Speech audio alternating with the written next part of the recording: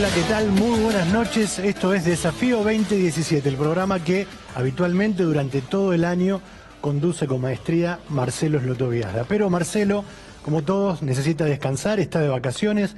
Ya la semana que viene, el lunes 20, va a estar conduciendo este que es su programa. Mientras tanto, en este aguante de verano, lo reemplazamos con José Nathanson. ¿Cómo estás, José? ¿Qué tal, Claudio? Buenas noches. Hoy con un programa bien intenso porque tenemos muy buenos invitados, muchos invitados, tenemos un móvil, tenemos temas polémicos y te contamos de qué vamos a hablar hoy. El primer tema ya está esperando en una mesa José Ignacio de Mendiguren, diputado nacional por el Frente Renovador, y Paula Español, directora de la consultora Radar, para hablar de qué es lo que está pasando con las pymes. Alerta pymes, lo dijimos, lo que está pasando en el mundo del trabajo y en el mundo de las empresas pequeñas. Pero te queremos contar también cuáles son los otros temas del programa. Hablamos fundamentalmente hoy también de la guerra de espías y el sótano de la democracia. ¿Por qué? Porque hay un festival de escuchas en todos los medios de comunicación, vos lo venís siguiendo seguramente desde hace semanas.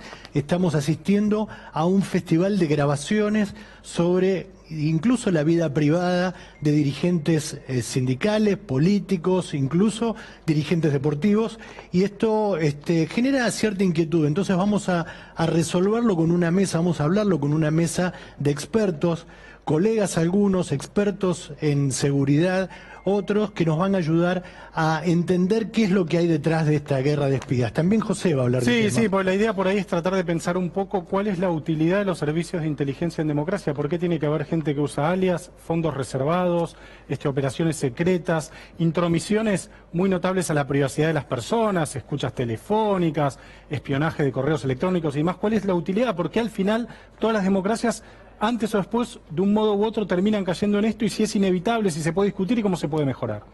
Te decíamos que además del tema de las escuchas y del festival que hay en torno a las grabaciones legales o ilegales, judiciales o no judiciales, vamos a hablar de un tema que preocupa social, laboralmente, económica y políticamente, que tiene que ver con lo que está pasando con las pequeñas y medianas empresas. Te decía, están esperando para hablar en unos minutos nomás Paula Español y José Ignacio de Mendiguren para profundizar en el análisis de este tema. Pero queremos compartir algunos datos, cosas que nos preocupan. La situación de las pequeñas y medianas empresas en nuestro país. Diríamos que están frente a lo que se llama una tormenta perfecta. Sí. ¿Por qué una tormenta perfecta? Porque por un lado vos tenés la recesión, la caída del consumo, el aumento de las importaciones, el tarifazo y la ausencia total de estímulos y créditos por parte del gobierno y por parte del Estado, ¿no? Sí, esto era, Claudio, una de las pocas cosas que venían sosteniendo el cierto nivel de consumo, y que con el plan de sinceramiento de precios transparentes, se terminó de desactivar, digamos, ¿no? Esta es la tormenta perfecta que enfrentan las pymes en nuestro país.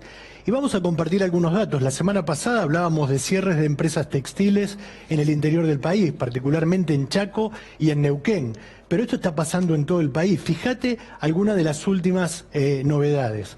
Está pasando, por ejemplo, en Bangó. Vamos a hablar en un ratito con los trabajadores. Hay 183 trabajadores de la empresa Bangó, que es una empresa de tecnología. Seguramente habrás escuchado hablar de las computadoras Bangó. Han producido para conectar igualdad. Muchas de las netbooks que se usan en las escuelas argentinas fueron fabricadas en esta planta que está en Vicente López. Hay 183 trabajadores despedidos. Y el vínculo estrecho entre las políticas públicas y esta situación de los trabajadores es pocas veces tan claro como en este caso, porque Bangó es una empresa que enfrenta la decisión del gobierno de bajar a cero el arancel de importación de los productos de informática, algo que va a pasar en el mes de marzo.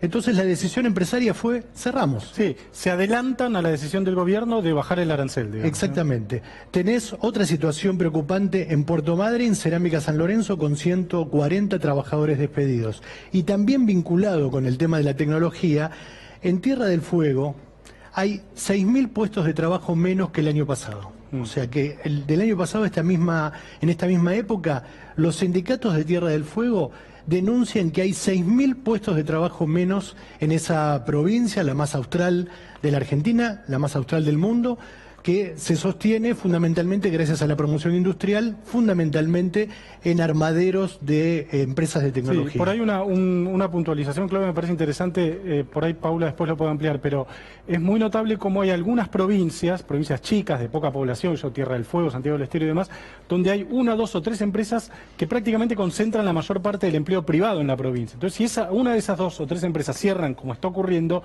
desaparece la principal fuente de trabajo no pública de la provincia. Algo de eso me parece que es lo que se está viendo como consecuencia de las políticas que vos mencionabas recién. Bueno, vamos a meternos de lleno en este tema. Ahora vamos a ir a la apertura del programa y ya hablamos con José Ignacio de Mendiguren y Paula Español.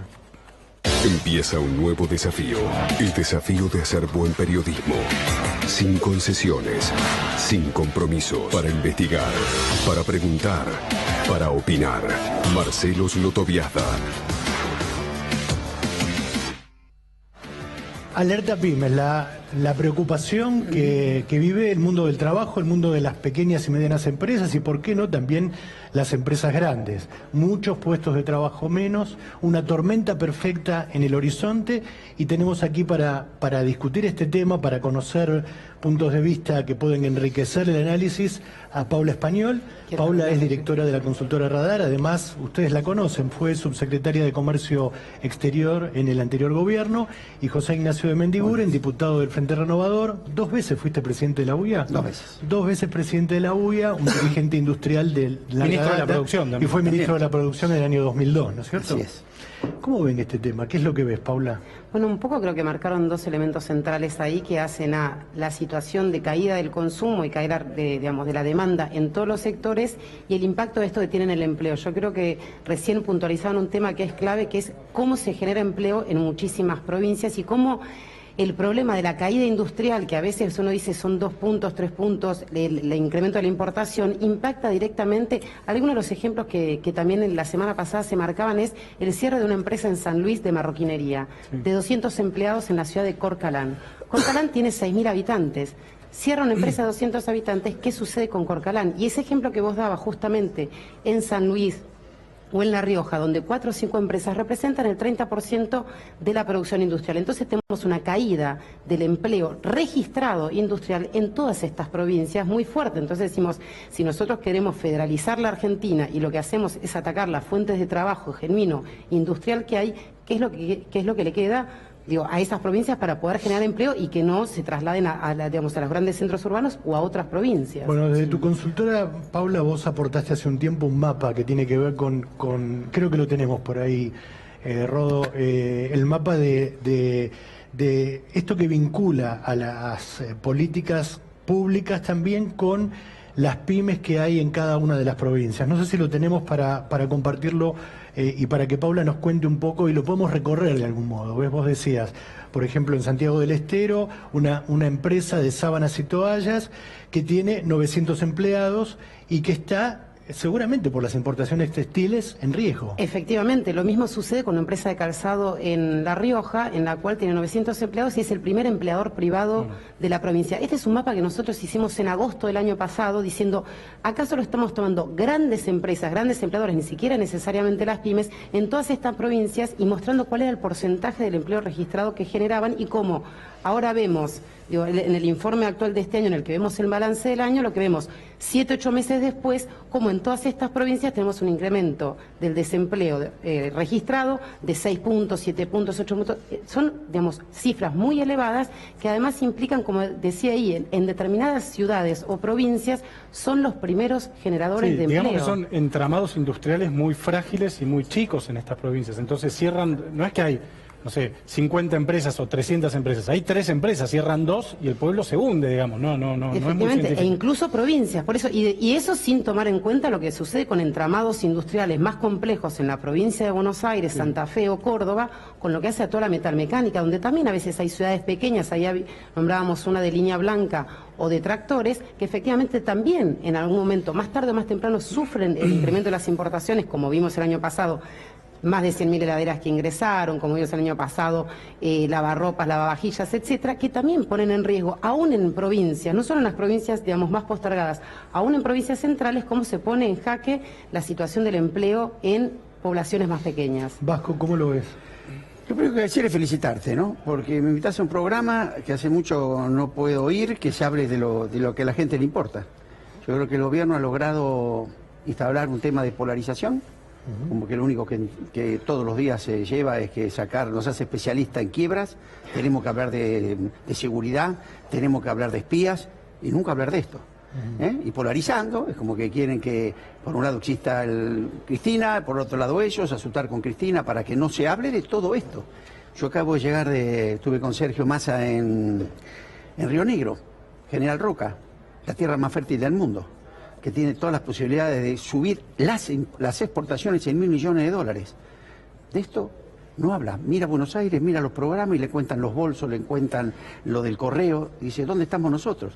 Para que vos tengas una idea, la tierra más fértil del mundo, con los productores más eficientes del mundo, con una macroeconomía donde lo han llevado, que no pueden sacar la manzana de las plantas, la dejan podrirse. Para que vos tengas una idea, hoy en el mundo, el petróleo, creo que vale menos que el agua, como se valora el agua. El Río Negro es un río que lleva 1.000 metros cúbicos, pero 1 millón de metros cúbicos por segundo. Para que vos tengas idea, son dólares. 700.000 lo tiramos al mar, ¿no? Nada de eso, fíjate lo que sería un plan de desarrollo ahí generalizando esto. Estos temas no están.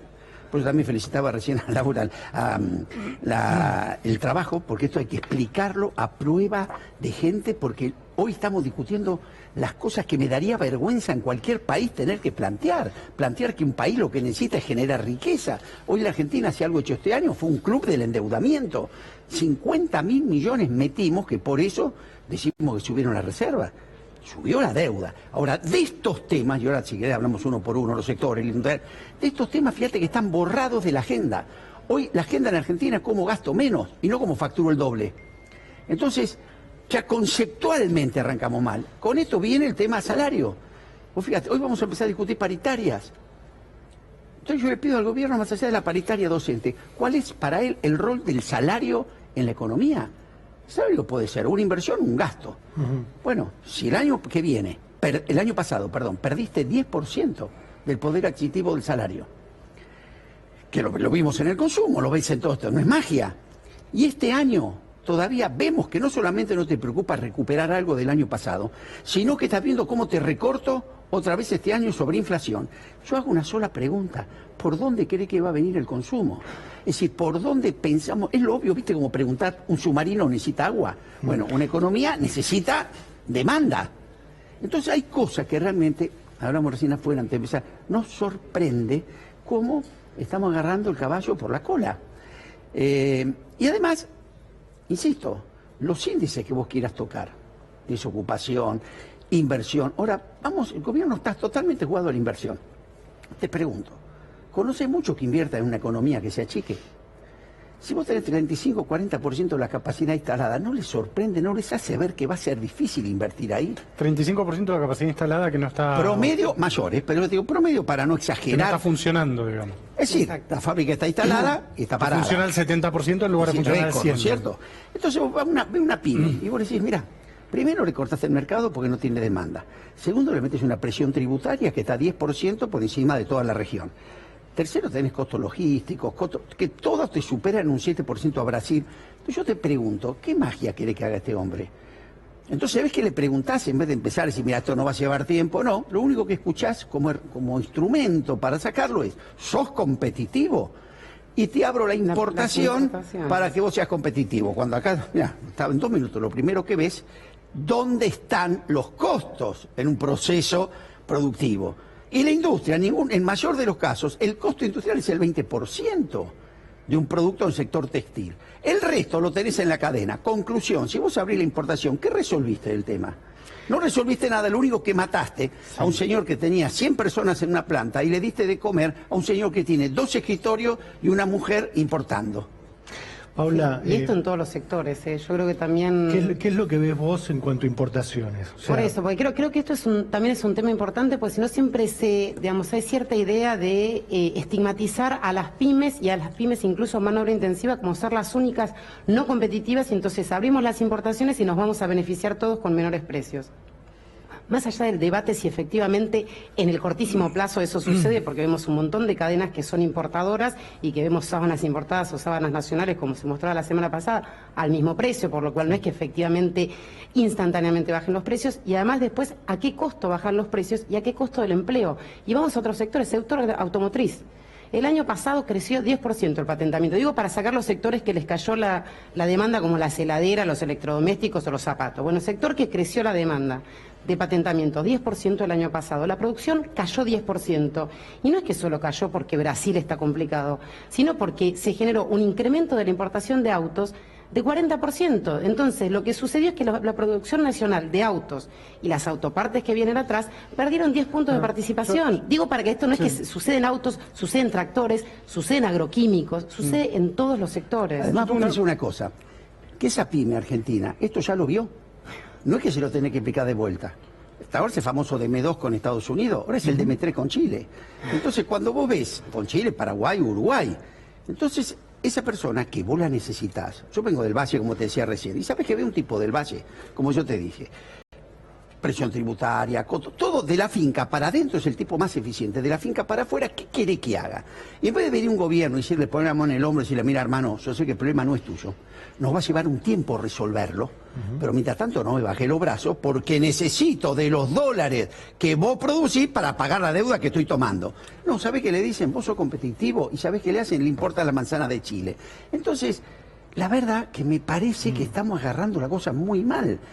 Porque yo me peleé, ¿sabés? Con el ministro Cabrera, me dijo con ignorante, porque solamente entraba el 2% de las manzanas de Chile. Y dije, mira, Cabrera, lo que menos importa es cuánto entra. Ahora, vos lo que te tiene que sorprender, que si ese tipo, que es eficiente y tiene la tierra más productiva del mundo, no la está cosechando, y vos le estás gastando dólares para traerla de Chile, algo pasa. Entonces, cuando te pongas a investigar, no tenés que tener un investigador del CONICET, te vas a dar cuenta en 2 minutos que el costo del tipo de flete a Buenos Aires es el doble que el del chileno al puerto. La presión tributaria, hoy el señor paga más por la custodia del camión que por el flete.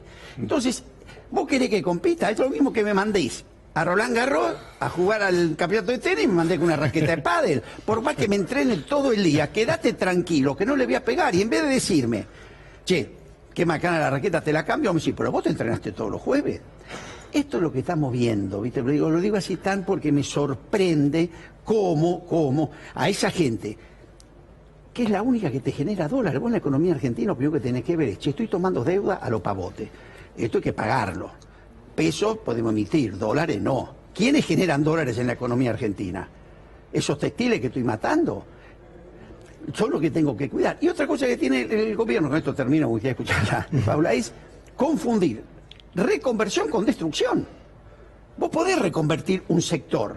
Podés decir, yo lo he visto en España, Sí. como hubo un proceso de reconversión con el Consejo Económico y Social, vos te tomás un tiempo, ubicás, capacitás. Ahora acá entendemos reconversión, dinamitar y destruir. Les pido, esta es una de las posibilidades que nos da la tele, digamos, estamos hablando de política, estamos hablando de economía, y les voy a pedir que me acompañen a bajar a tierra, porque tenemos un móvil en Vicente López, donde está la planta de Van Gogh. Van Gogh, dijimos, hay 183 trabajadores despedidos.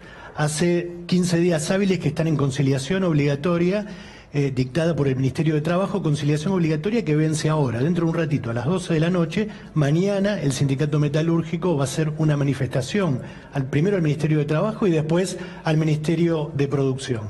Tenemos un móvil de C5N en la planta de Van Gogh en Vicente López, está Pancho Urruti ahí. Pancho, buenas noches.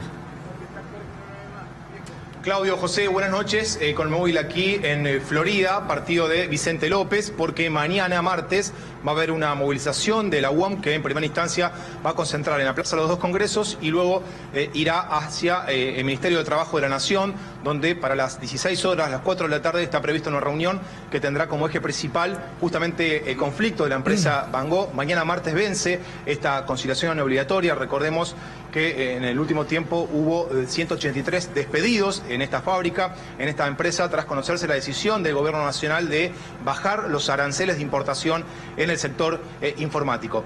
Para conocer más detalles del estado de situación y de las expectativas para la reunión de mañana en la cartera laboral, vamos a preguntarle a Nahuel Gómez, uno de los delegados que está reunido aquí en la fábrica. Nahuel, gracias por tu tiempo. Contanos, en primera instancia, ¿qué expectativa tienen en la previa de este encuentro de mañana en la cartera laboral? Bueno, antes que nada, muchas gracias por darle difusión a este tema. En principio, nosotros lo que estuvimos viendo a través de las audiencias que tuvimos con el Gobierno Nacional, que no tiene mucha intención de arreglar este problema. Nos están enviando asesores que la verdad que no están metidos en este tema. No tienen ni idea de lo que están hablando. Por ejemplo, en la última audiencia de la semana pasada vino un asesor legal del Ministerio de Comercio, donde apenas entra nos consulta cuál era el conflicto que estábamos teniendo. Cuando el ministro Cabrera sabe bien cuál es el conflicto que está teniendo esta empresa. Entonces nos parece que hay una... No hay muchas ganas de resolver este conflicto. Ellos mantienen la postura de que la decisión está tomada, pero también cuando le consultamos al mismo tiempo por qué motivo toman esta decisión de bajar un 35% a cero las importaciones, cuando hay otras maneras de poder mejorar precio, poder mejorar calidad, no saben qué decirnos tampoco, no saben cómo justificarlo. Nahuel, antes de cruzarte con el piso, te pregunto, ¿está operativa hoy por hoy la fábrica? No, hoy no está operativa la fábrica. Si bien nosotros podemos ingresar, gracias a la conciliación obligatoria, no hay ningún compañero que esté trabajando, está sin producir. Claudio, José, los escucha Nahuel Gómez, uno de los delegados. Hola Nahuel, muchas gracias por atendernos. ¿Cuál es la relación, el vínculo que tienen hoy con la empresa? ¿Hay diálogo con la empresa? ¿Ustedes hablan todos los días con los dueños de Van Gogh? Sí, nosotros hablamos con algunos asistentes de ellos, no directamente con los dueños, pero bueno, con representación de la empresa hablamos.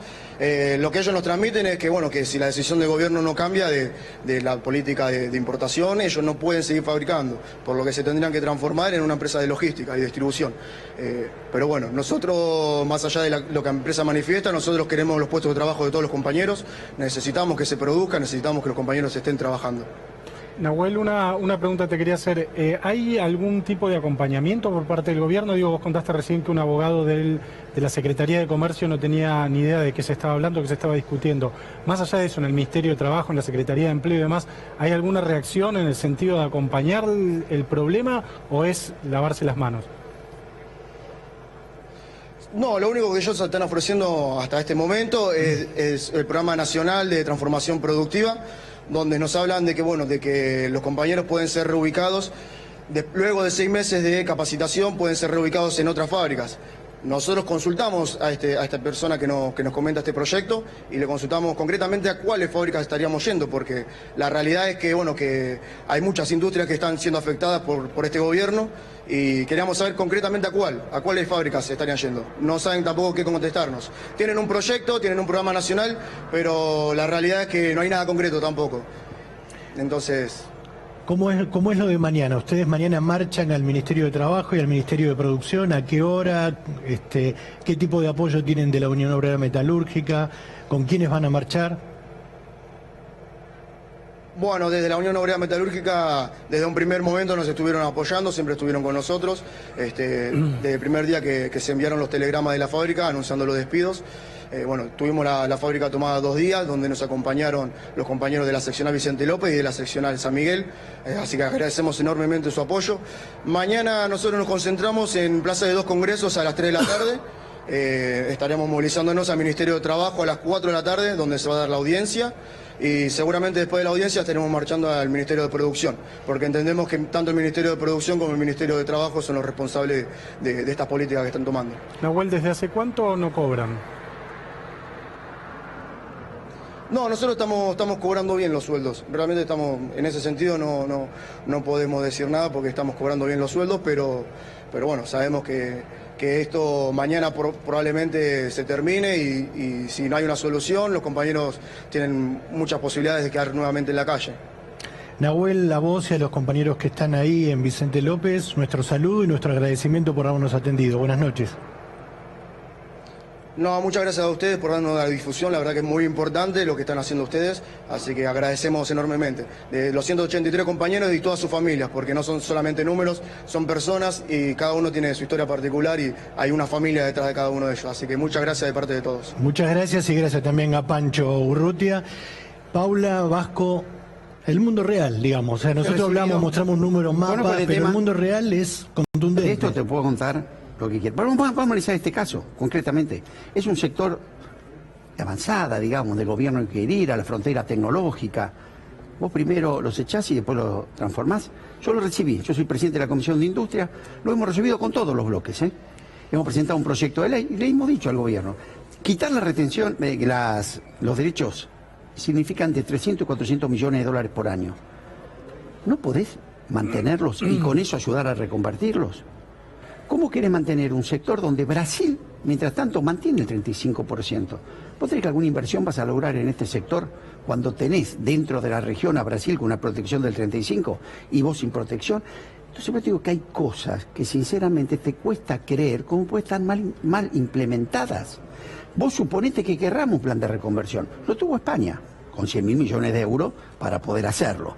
Y con un acuerdo económico y social, donde se sentaban los trabajadores, se sentaban los empresarios, y había sectores en España que vos tenías que, era para entrar a la Unión Europea, prepararte para eso. Había sectores que vos tenías que crear, porque no estaban y tenían la oportunidad. Había sectores que tenías que transformar, porque como estaban no podían. Y había sectores que tenías que cerrar. Hasta había crédito para bien morir, es decir, para que cierres. Pero previamente los trabajadores, los pymes de la región, se sentaban, se planificaban, se sabía dónde iba. Mira acá cómo se hace. Bueno, mamá, te saco, pero ¿dónde voy a ir? Ya te voy a decir a dónde. Entonces le voy a decir que lo van a reconvertir en una planta de Florencio Varela y él vive en Vicente López. Sí, pero aparte avanzaron la quita de derechos unos meses antes, por lo cual efectivamente la crisis del sector empezó muchísimo tiempo antes y con esta idea de reconversión que vuelve un poco a lo que decía recién el Vasco, lleva mucho tiempo y no es esta idea, incluso en el plan que, digamos, en el plan productivo presentaron quieren subir en 40.000 empleos, es decir, subir un 50% el empleo en el sector de software. ¿Cómo? ¿En cuánto tiempo? El sector de software además es un sector que necesita, digamos, capacitación durante mucho tiempo y está teniendo, digamos, un problema para mejorar y aumentar su cantidad de mano de obra. Entonces, el tema es que el capital no es tan fungible, pero la mano de obra, digo, esta idea porque, perdón, es un concepto bastante economista, el capital es fungible. Uno pone acá plata en una fábrica, en otra, es todo lo mismo. Y que los trabajadores es lo mismo, dónde viven, dónde están, cuáles son sus capacidades hoy. Entonces, si están en el sector textil, en el de software, trasladate el torno. Digo, y lleva mucho tiempo capacitar la mano de obra y lleva mucho tiempo además generar la capacidad de compra en el mercado, que yo creo que vuelvo a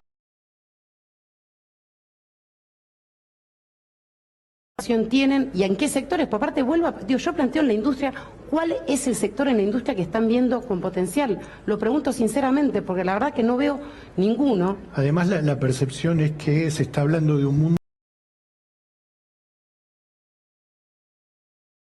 Países centrales empezaron a cerrar sus economías. Bueno, ese es otro, o sea, digamos, cuidar el es empleo un industrial. cierto...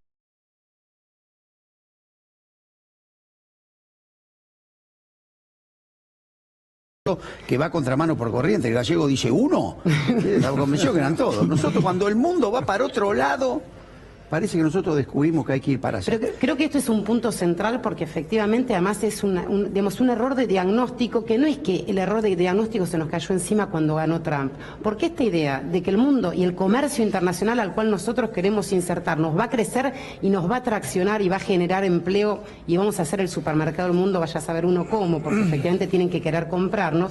En ese momento ganó Trump, pero el comercio en los próximos años se dice que va a crecer un 2%. Sí. Cuando estas políticas se implementaban en los 90, el comercio crecía a un 5 y un 7% y no existía China.